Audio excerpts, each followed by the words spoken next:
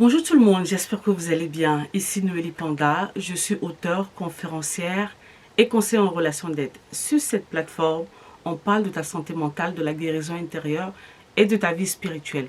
Parce que je suis persuadée que c'est l'ensemble de ces trois choses qui pourront t'aider au quotidien à avoir une vie équilibrée. Donc, je sais que ces derniers temps, j'ai été vraiment absente. Je suis de retour petit à petit. Donc, si tu vois au fait ces vidéos, j'aimerais que tu puisses la republier pour pouvoir arriver au fait notre algorithme pour prévenir que la dame sans filtre est de retour. Nous avons beaucoup de choses à nous dire.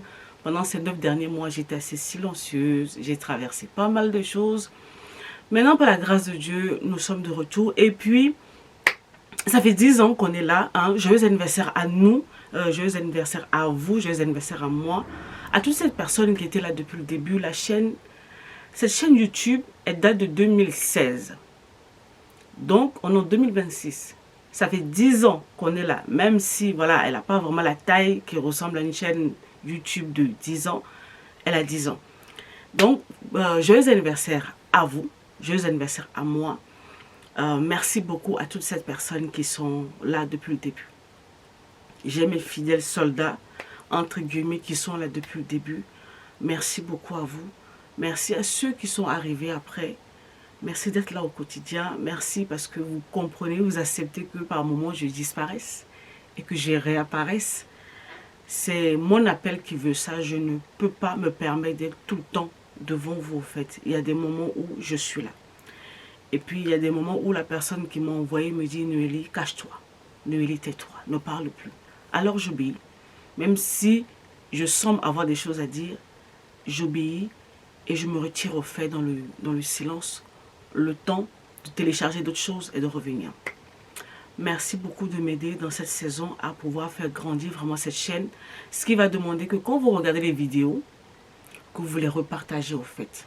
Ou soit que vous, je ne sais pas, que vous les repartagez sur vos réseaux à vous, de l'autre côté, pour pouvoir attirer d'autres personnes à nous. C'est votre manière de pouvoir m'aider à grandir cette communauté. Parce que mine de rien, on a quand même 10 ans. Hein? Bon, 10 ans, il faut que ça bouge un peu. Merci beaucoup. Alors, on se retrouve pour aujourd'hui. Je viens répondre à une question d'une jeune maman. Tout d'abord, félicitations pour votre bébé. Que ce bébé grandisse bien. J'espère que vous-même vous allez bien et que voilà, tout se passe bien chez vous. J'ai fait une vidéo la dernière fois dans laquelle je parlais de ma fille aînée qui voulait aller faire une soirée pyjama. À qui j'ai dit non. Et j'ai essayé de lui expliquer le pourquoi du non, parce que c'est pas la première fois qu'on a cette discussion avec elle. Vous inquiétez pas, c'est pas la première fois, mais elle tente toujours. Et moi, en tant que sa mère, la personne qui est censée au fait la protéger, je vais tenir droite dans mes bottes et je vais continuer à lui répéter la même chose, c'est-à-dire non. Et lui expliquer le pourquoi, jusqu'à ce que ça rentre. Parce que déjà, elle est en âge de capter les trucs. Mais c'est juste qu'elle ne voit pas encore la gravité. Elle ne voit pas le danger. Elle a encore beaucoup d'innocence, au fait. Voyez. Donc, la dame me posait la question, mais Noélie, moi, je viens d'avoir un bébé. Comment je peux faire pour ne pas trop surprotéger? Avec le monde dans lequel nous vivons aujourd'hui, c'est compliqué. Comment ne pas dériver, entre guillemets, commencer à surprotéger cet enfant? Et qu'est-ce que ça peut causer après si je rentre, au fait, dans ce schéma de surprotection? Voilà. La première chose que je peux d'abord dire, c'est que je me suis rendu compte, parce que bon, mine de rien, j'ai 4 enfants. La grande, on est à 2-3 ans en fait de l'université. Et donc, ça commence à grandir un peu. Et à un moment donné, j'ai failli causer au fait cette erreur de surprotéger au fait mes enfants. Parce que moi, leur mère, j'avais vécu un certain nombre de choses chez les gens et j'avais pas confiance à l'extérieur. J'avais pas du tout confiance. Il a fallu que leur père, en fait, me rappelle alors pour me dire que tu ne dois pas projeter tes peurs sur les enfants. Il y a ce que tu as vécu qui est là, c'est vrai, mais on est censé les élever, on est censé leur donner un certain nombre de choses et les relâcher. Ce qui me ramène au fait à ce que je vais dire aujourd'hui. Je me suis rendu compte que dans l'éducation, il y a deux choses. Tu as la sécurité et tu as l'autonomie. Il va falloir apprendre à jongler entre les deux. La sécurité dans le sens où j'essaie de mettre les garde-fous à l'enfant et puis ça dépend de l'âge de l'enfant. Moi j'en ai 4. Une de 2 mois et demi à peine, hein, qui vient d'arriver, elle est toute fraîche. J'en ai une de 9 ans qui va sur 10 ans. J'ai une manière de la traiter elle. Ouais. J'ai le garçon qui est à 13 ans. Il y a une manière de le gérer. Et puis j'ai la grande qui est dans les 16 ans maintenant. C'est pas du tout la même gestion. Ouais. Donc, qu'est-ce que je fais? Au début, mon plus gros défi, ça a été d'abord avec la grande. Il a fallu à un moment donné au fait que je commence à la relâcher. Parce que j'avais tendance au fait à vraiment la couver. Je la bloquais de trop parce que j'avais tellement peur qu'on me fasse du mal dehors. Mais j'ai compris que en fait, je ne peux pas tout le temps la protéger. Parce que l'avance, là, dans quelques années, dans 2 3 ans, elle part à la fac. Moi, là où j'habite, je n'ai pas de faculté à côté de moi. Non, elle va partir de la maison. L'université la plus proche de la maison, elle est au moins 2 heures de la maison. Donc, elle ne sera même pas là tous les jours. Elle va peut-être aller à l'internat ou en colocation, ainsi de suite. Donc, je serai obligée de la relâcher complètement. Donc, depuis qu'elle a commencé au fait le collège, j'ai commencé à faire ce travail où il y a la sécurité, mais en même temps, il y a l'autonomie. Je la laisse faire de plus en plus des choses. Elle sort du lycée, elle va faire ses activités, elle va faire ses trucs, mais je lui permets d'avoir un téléphone. Tu me tiens au courant de là où tu es, ce que tu fais, avec qui tu es, ainsi de suite. Et je me bats au quotidien à pouvoir bâtir cette relation de confiance en elle pour que s'il y a quoi que ce soit, qu'elle n'ait pas peur de venir me voir pour dire les choses. C'est la relation que je suis en train de bâtir avec mes grands en fait. Je ne peux plus les bloquer. Maman, je vais aller voir tel ami. Maman, je vais faire telle chose. Maman, je vais aller faire telle activité. Ils ont des activités extrascolaires, du sport, des trucs comme ça. Je ne peux pas les bloquer. Je vais les déposer. Je vais les récupérer. Il y a des moments, c'est les familles de leurs amis qui les ramènent. Mais ils ont un téléphone. Ils me préviennent, maman, je suis à tel endroit, je fais tel truc, machin, machin, tout. Et au-delà de tout, je me suis rendu compte que la dernière pièce qui nous reste en tant que parents, surtout chrétiens, c'est la prière. Il n'y a que ça.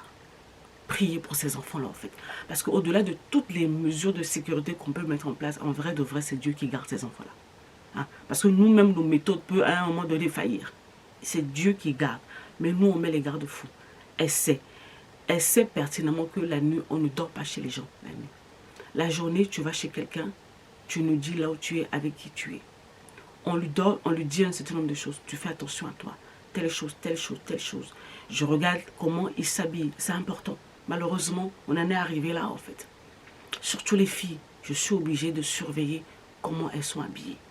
Ouais, malheureusement, on en est arrivé là. Mais il faut bien. Et là, elle sait. Je dois faire ça, je dois faire ça, je dois faire attention à moi, je dois faire ceci, je dois faire cela. De temps à autre, je fais signe à maman de ce qui se passe, de machin et tout. Même si elle a tendance à oublier, mais je ne fais que lui rappeler. Pareil pour le garçon. Je suis obligée de le relâcher petit à petit. Petit à petit, mais ils connaissent les règles. On a fixé les règles en amont. Maintenant, pour celle du milieu, bon, elle a encore 9 ans, c'est encore mon petit bébé, tu vois. Donc, quand elle doit sortir, elle doit faire un truc, je suis là encore avec elle. J'essaie de mettre des cadres. Même quand ils vont aller regarder un truc sur Internet, voilà, je verrouille un certain nombre de choses pour ne pas les exposer à tout et n'importe quoi. Donc là, ce bébé qui vient d'arriver, elle va grandir, ce bébé va grandir, va grandir, va grandir, mais à un moment donné, au fait, il va falloir commencer à jongler entre poser les règles et lui donner une certaine autonomie dans ce que l'enfant est censé faire. Donc l'enfant sait que, papa et maman me laissent faire ça, mais je sais que ça. Bon, je ne touche pas à l'alcool, je ne fais pas ceci, je ne suis pas les amis dans les bêtises, ainsi de suite, ainsi de suite. Et par-dessus tout, on les couvre par la prière, je vous assure. Parce que même si vous leur donnez des règles par rapport dans la société avec les gens, par moments nos enfants sont influençables en fait. Il suffit d'une mauvaise rencontre. C'est d'où même dans vos prières, priez même pour les amis de vos enfants. Vous savez, je crois il y a 1 an ou 2 ans, ma fille, elle avait une amie à l'école. Au début, j'avais rien de particulier contre cette amie-là. Mais j'observais la jeune, je l'observais. Quand ma fille voulait aller avec d'autres copines, elle voulait aller chez elle, ouais. Ok, j'ai commencé à prier pour cette amitié-là. Et un jour, j'ai fait un songe. Mais j'ai fait un songe. J'ai vu ma fille en danger. Oui, j'ai vu ma fille en danger. Et je me suis réveillée, j'ai commencé à prier pour cette amitié-là. Vous savez qu'est-ce qui s'est passé? Quelques jours après, l'autre ami lui a créé des problèmes à l'école. Des problèmes dans le sens où, oui, pourquoi toi tu te dis que tu es chrétienne, pourquoi tu crois en Dieu, ça n'a pas de sens, une personne qui n'existe pas, tu crois en lui. Donc, en fait, Une relation qu'elles ont eue depuis la 6e jusqu'en 3e, ça s'est dégradé à l'espace de quelques semaines. Parce que moi, la mère, j'ai vu quelque chose, je me suis levée en prière. Ouais. Par moment, c'est la seule chose. J'ai fait une alliance avec Dieu. Et ça, les mamans, je suis en train de parler avec vous à corps ouvert. J'ai fait une alliance avec Dieu. J'ai dit à Dieu, quelque chose ne peut pas arriver à mes enfants sans que tu me préviennes. Je dois voir ou je dois sentir le danger arriver pour me mettre en position. Tu ne peux pas permettre que je sois surprise sur ce qui arrive à mes enfants. De jour comme de nuit. Seigneur, impossible.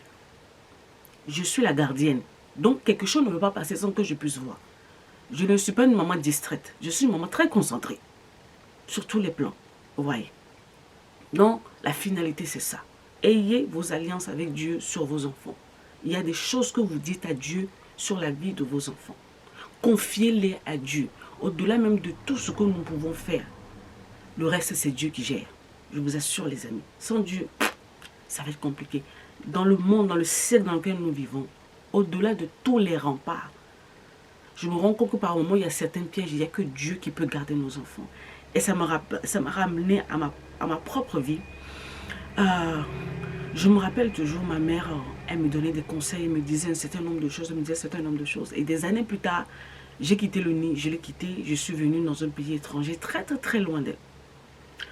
Quand je me retrouvais devant des situations, devant des sollicitations, devant des tentations, devant un certain nombre de choses, j'entendais sa voix dans ma tête qui me rappelait à l'autre. Et ma mère, elle priait là-bas. Quand elle priait là-bas, je vous assure que Dieu me gérait à la distance.